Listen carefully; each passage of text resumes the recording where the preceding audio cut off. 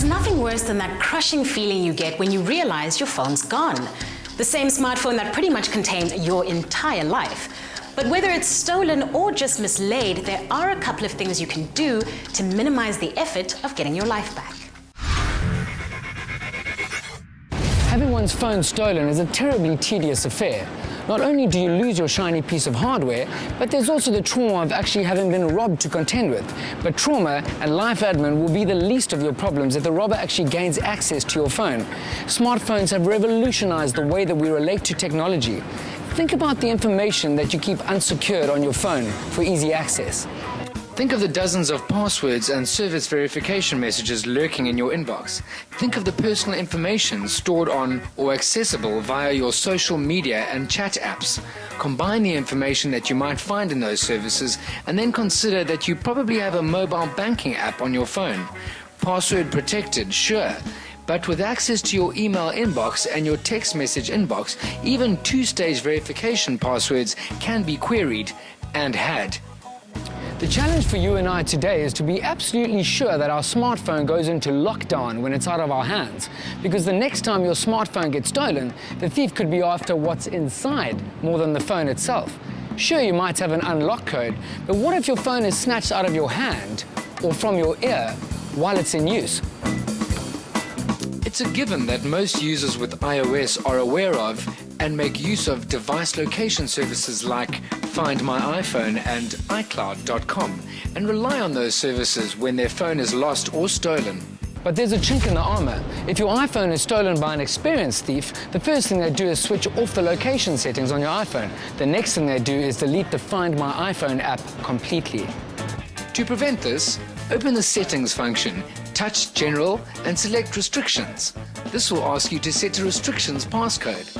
Choose one that is different from your unlock passcode. Then scroll down the list of restrictions until you find Allow Changes. Open Location and select the Don't Allow Changes option. Then go back to the Restrictions menu and select Accounts. Choose Don't Allow Changes. This will stop iCloud and Find My iPhone from being disabled. Rinse and repeat for deleting apps.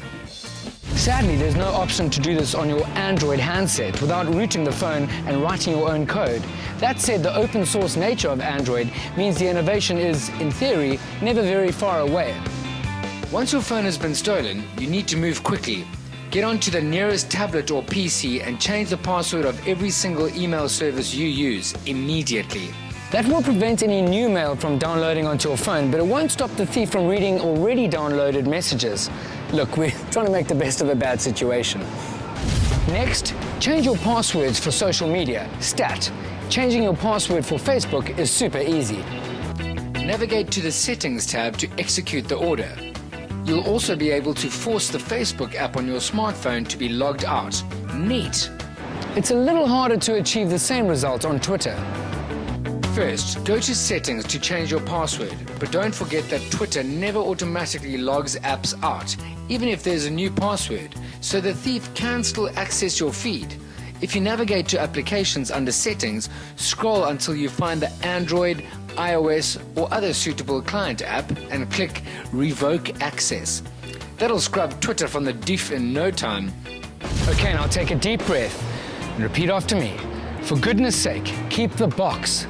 After all that's done, you want to report your phone to your service provider. Quote the IMEI number on the phone's box to them, and they'll blacklist it. Of course, you do also have the option to block your SIM card, but bear in mind that apps like Find My iPhone probably won't work without your SIM being active. Once that's done, you can quote the reference number from the service provider to the police, and they'll open the case. What a nightmare.